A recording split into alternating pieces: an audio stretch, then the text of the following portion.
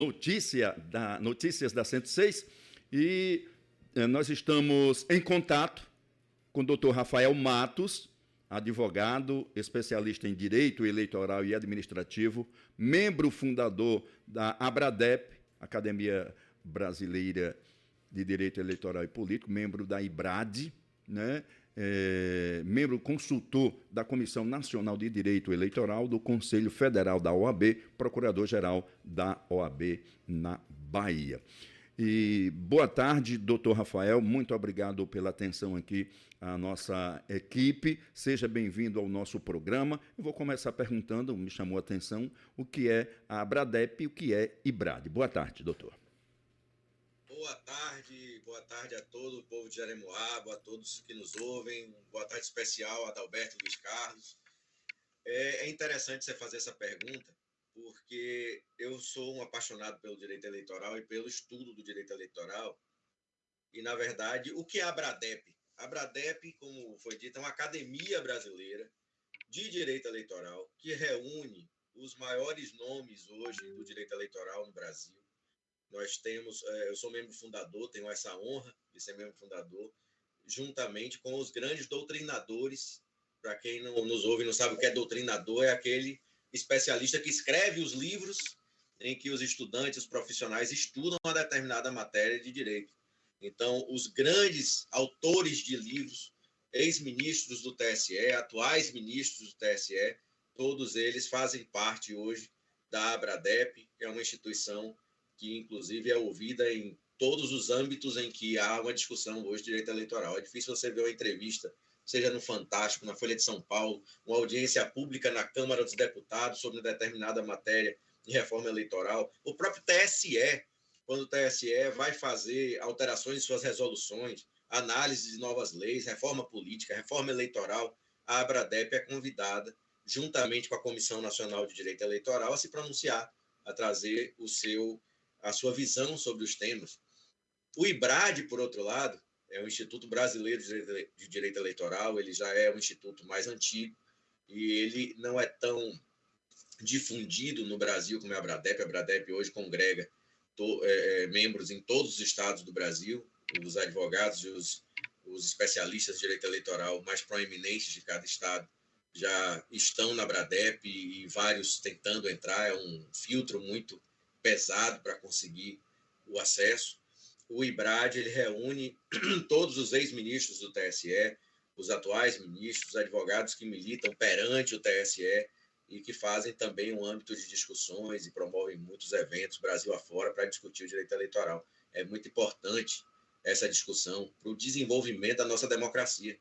O direito eleitoral ele regula, né, a nossa eleição, e a eleição, afinal de contas, é o momento em que o povo tem a oportunidade de ir às urnas, de escolher os seus candidatos, e o fortalecimento da nossa democracia depende de eleições limpas, de eleições sérias, de eleições legítimas, em que o abuso de poder esteja afastado e que haja um efetivo controle legal dos atos de campanha, assim como do registro de candidatura. Em um resumo geral dessas instituições, é isso aí, amigo. Muito bem. Bom, doutor, no começo da semana, um assunto veio à tona nas redes sociais, dando conta aqui no nosso município, especificamente, de que João Batista Melo de Carvalho, o Tista Deda, estaria com os direitos políticos suspensos até 2029, de modo que estaria impedido de concorrer às eleições em outubro. Gostaria de perguntar ao senhor que processo é esse e o que o senhor tem a dizer sobre esse caso. Veja bem, a gente precisa... Posso começar fazendo um histórico? Pode. Fique à vontade, doutor. Fique à vontade. Direitos políticos. O que é inelegibilidade, eu acho muito importante. A gente sabe que em cada eleição, nos municípios interioranos e mesmo em qualquer estado do Brasil, em que há uma discussão sobre a elegibilidade de um candidato, o povo fica muito apreensivo. Isso é natural. É natural essa apreensão. E é por isso que eu queria fazer essa explanação inicial para que quem está em casa possa entender o que é suspensão de direitos políticos, o que é inelegibilidade. Eu tive conhecimento de que houve aí também uma notícia de que ele estaria inelegível até 2029. Eu queria começar dizendo o seguinte: nenhuma lei estabelece que alguém está inelegível. Decisões judiciais seja em processo de improbidade administrativa, seja em processo que diga respeito, por exemplo, a processos criminais, essas leis, essas sentenças, esses acordos, essas decisões, elas não imputam inelegibilidade a ninguém. Tá? Inelegibilidade decorre de uma condição legal. E essas condições legais, elas têm que ser aferidas, têm que ser enfrentadas de acordo com os critérios que estão estabelecidos na lei. Que lei é essa? É a famosa Lei da Ficha Limpa. É a Lei Complementar número 64, de 1990. Quem está em casa, se quiser, tiver a curiosidade, só botar no Google LC 64/90. LC significa Lei Complementar. O que se imputa, o que se diz em relação a artista, é que ele estaria inelegível em função de uma condenação por ato de improbidade administrativa. Tá? É importante a gente destacar que, primeiro, não existe absolutamente nenhuma suspensão de direitos políticos até 2029. Isso é uma falácia, isso é uma inverdade. Eu tive conhecimento, não ouvi, soube que alguém foi à rádio e que fez, inclusive, um comentário de que tem uma certidão rolando pela cidade, uma certidão que está circulando pelos grupos de WhatsApp, e que essa certidão diria que ele está inelegível até 2029. Com todo respeito a quem leu a certidão, aparentemente de maneira muito apressada, porque basta ler a certidão, né, para se ver que não se fala em 2029, não se fala em 8 anos, não se fala em absolutamente nada disso, e nem se fala em inelegibilidade tampouco. O que a certidão traz é uma informação de que haveria uma condenação e que essa condenação seria de suspensão de direitos políticos por 3 anos. E que essa certidão informa também que houve o trânsito em julgado. Para quem não sabe, em caso, o que é trânsito em julgado? Trânsito em julgado é quando tem uma sentença, essa sentença é confirmada pelo tribunal e não cabe mais recursos contra essa decisão. Esse trânsito em julgado teria acontecido no dia 6 de dezembro de 2021. Tá ok? Vamos lá. Posso continuar? Você quer fazer uma pergunta? Fica à vontade. Não, fica à vontade. Tá interessante. Pronto, vamos lá. O que é que traria? Existe, de fato, uma hipótese de inelegibilidade. Quando eu digo hipótese, é lá uma criação legal na lei complementar, que está, quem quiser também em casa procurar na LC 6490, tem o artigo 1º, inciso 1º, a linha L.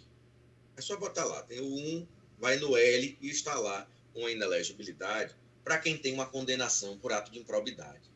E aí as pessoas perguntam, professor Rafael, e como é que é isso? Qualquer pessoa que tem uma condenação por improbidade fica inelegível? Não. Não é qualquer pessoa que tem uma condenação por improbidade que fica inelegível. Só fica inelegível quem tem uma condenação por improbidade por lesão ao erário e enriquecimento ilícito, de forma conjunta. E como é que a gente vê isso? É no própria condenação.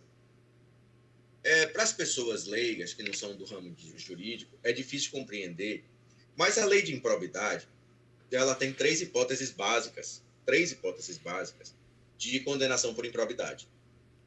Uma é de dano ao erário, é quando o agente público causa um dano efetivo ao erário e gera um prejuízo para o poder público, para a administração pública, de forma simplificada.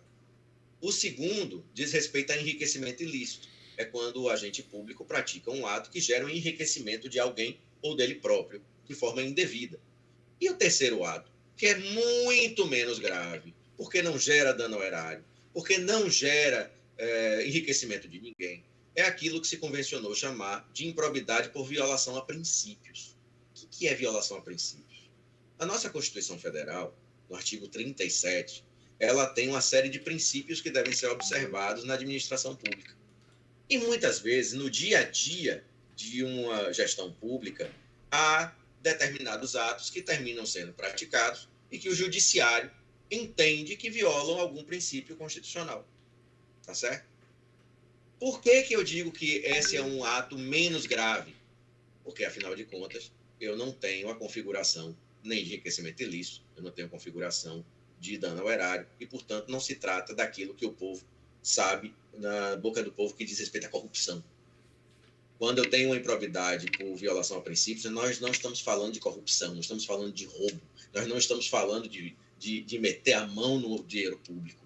Nós estamos falando, às vezes, de equívocos na administração que acontecem de uma forma muito corriqueira.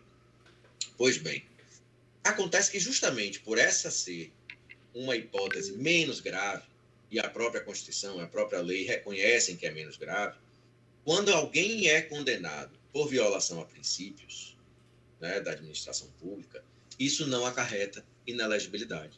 E quem tiver dúvida é só ir lá e ler a linha L do inciso 1º do artigo 1º, porque ela diz expressamente que ficará inelegível por 8 anos aquele que tenha condenação por ato de improbidade em 2º grau de jurisdição, ou seja, já pelo tribunal, ou com trânsito em julgado, e que tenha sofrido a pena de suspensão de direitos políticos por um ato de improbidade que importe ao mesmo tempo enriquecimento ilícito e dano ao erário.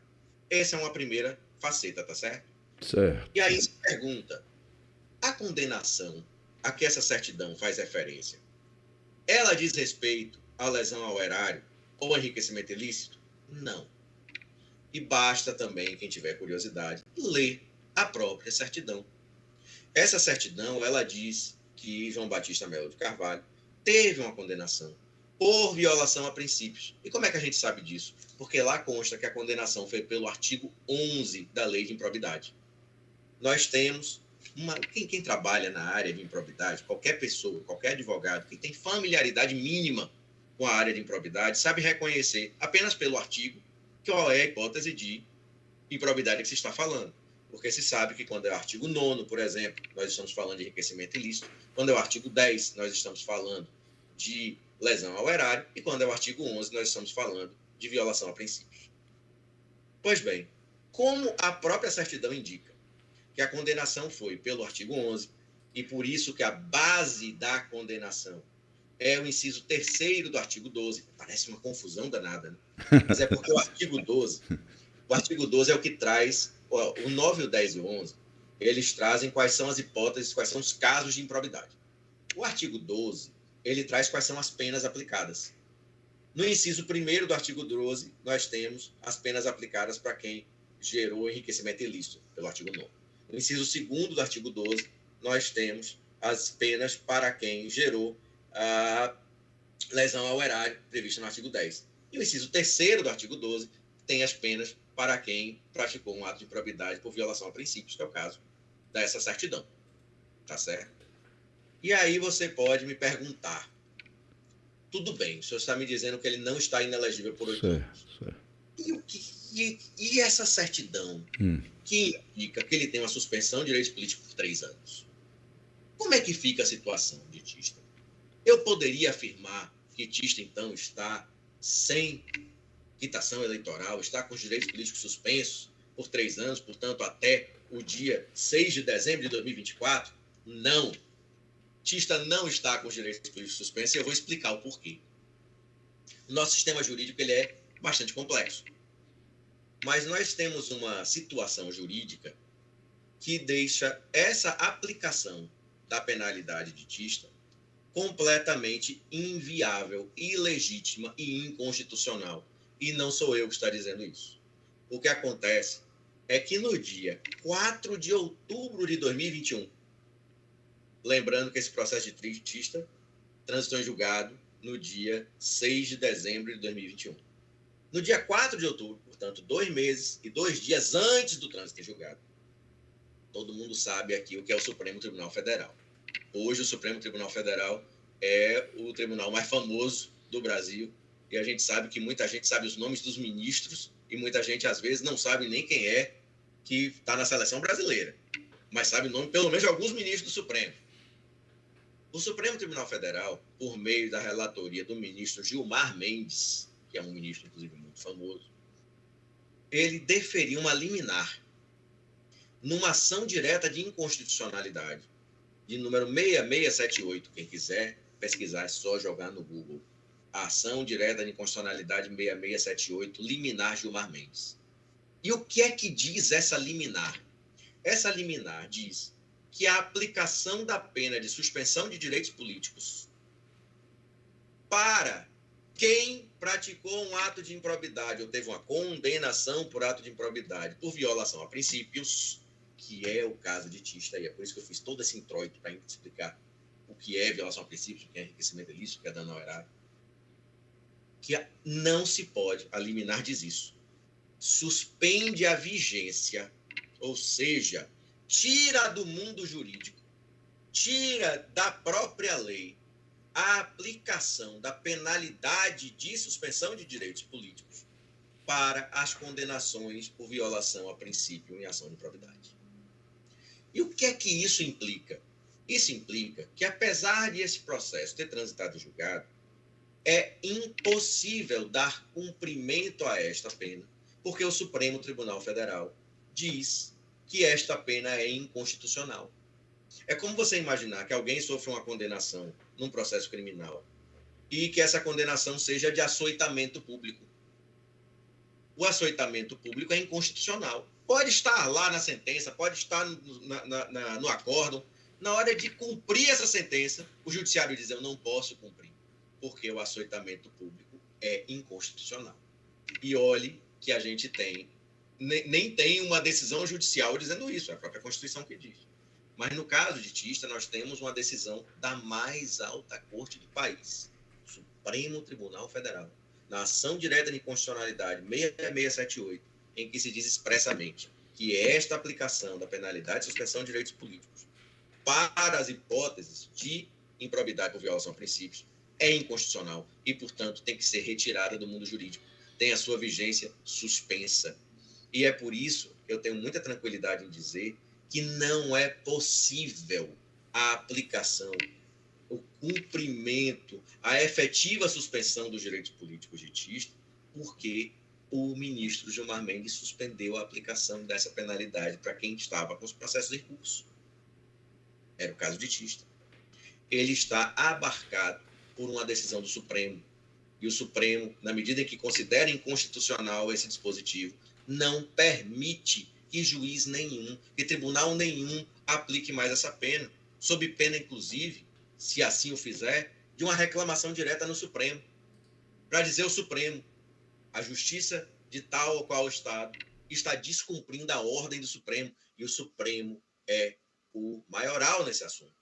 O que o Supremo diz em matéria constitucional é definitivo, não se discute, não se pode discordar do Supremo quando ele está julgando a matéria de constitucionalidade ou inconstitucionalidade, que a última palavra é dele.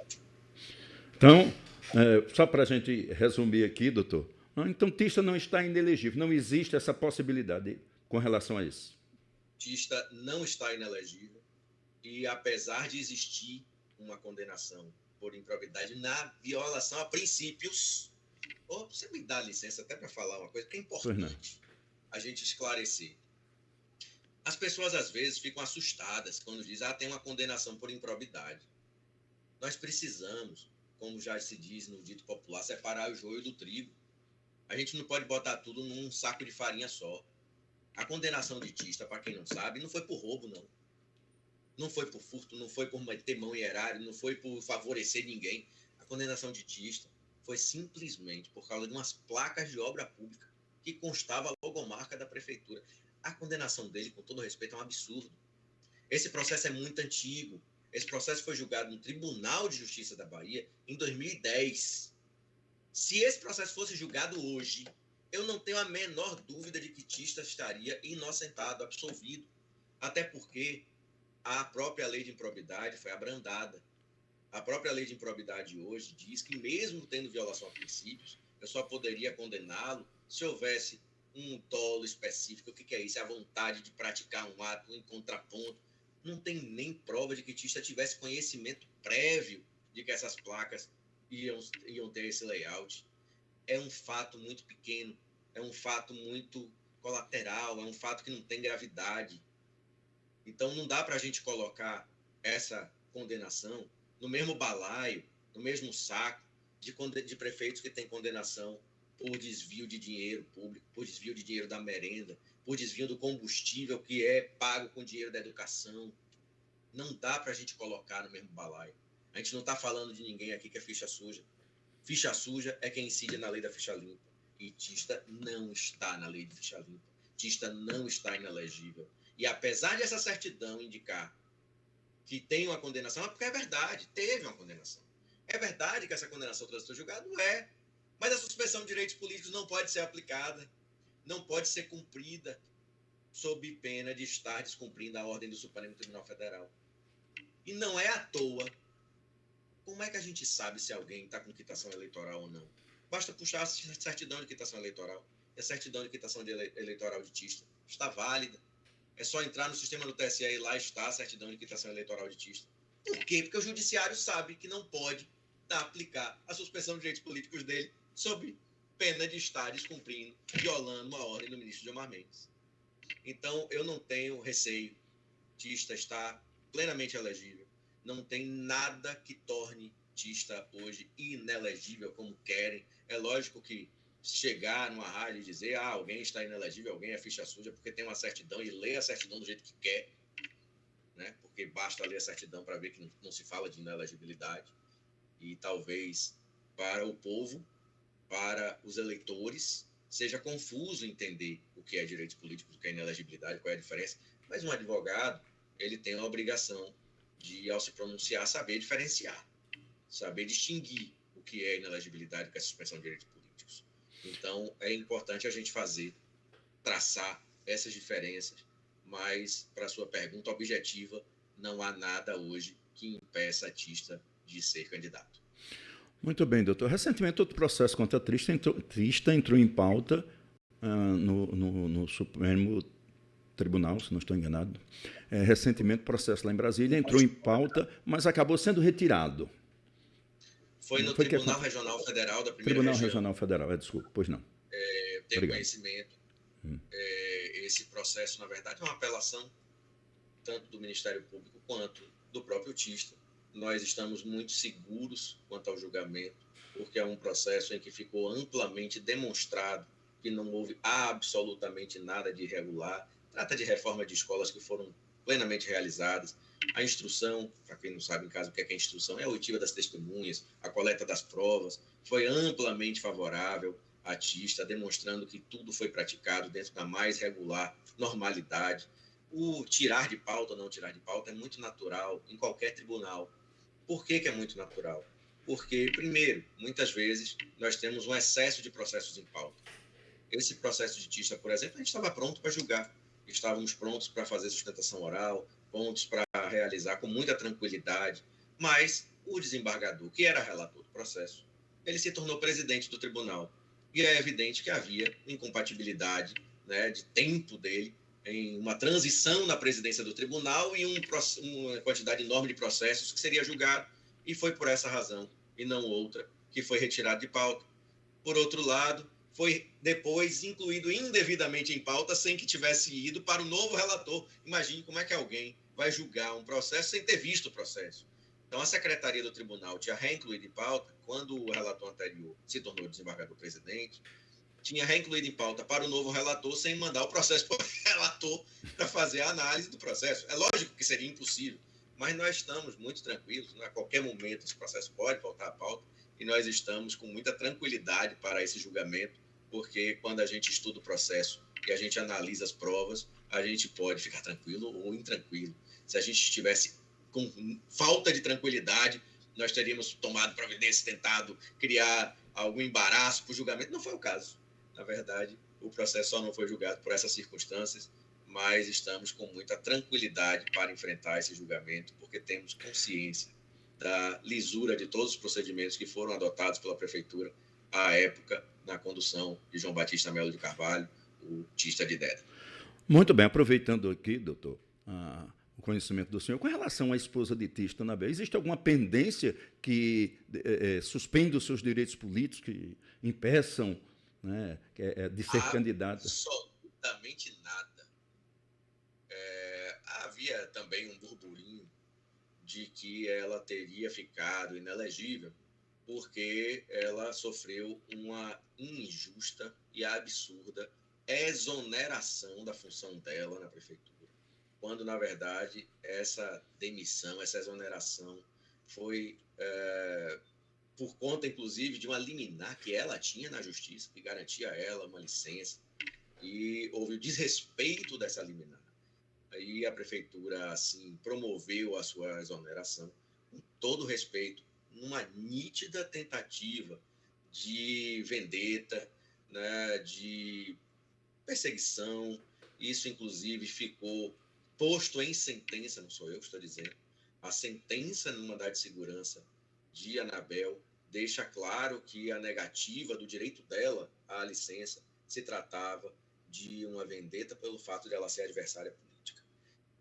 Hoje ela está retornada, tem mandado de segurança deferido para retornar, para anular essa demissão absurda, e ela está em pleno exercício, né, da sua função de odontóloga, e de modo que podem querer, né, entre querer transformar alguém inelegível e efetivamente conseguir transformar alguém inelegível, há uma distância enorme. Chama a atenção apenas o fato de que, quando se quer tanto transformar os adversários inelegíveis, isso pode significar muito medo dos adversários. Mas o fato é que nem Anabel, nem Tista tem absolutamente nenhum impedimento para concorrer, qualquer um deles que seja. Muito bem, doutor. Mais alguma coisa que o senhor queira pontuar? Então, eu me dou por satisfeito, eu agradeço a oportunidade de trazer esses esclarecimentos. Eu acho que o povo, o eleitor, vocês todos jornalistas que têm um papel fundamental na informação, podem confirmar o que eu digo, podem acessar, como eu sugeri, no Google, ADI, Ação Direta de Inconstitucionalidade 6678, está lá no final da decisão, a decisão é longa, mas basta no final da decisão em que Gilmar Mendes, o ministro, suspende a vigência da suspensão de direitos políticos para quem tem condenação pelo inciso 3º do artigo 12, que é de violação a princípios.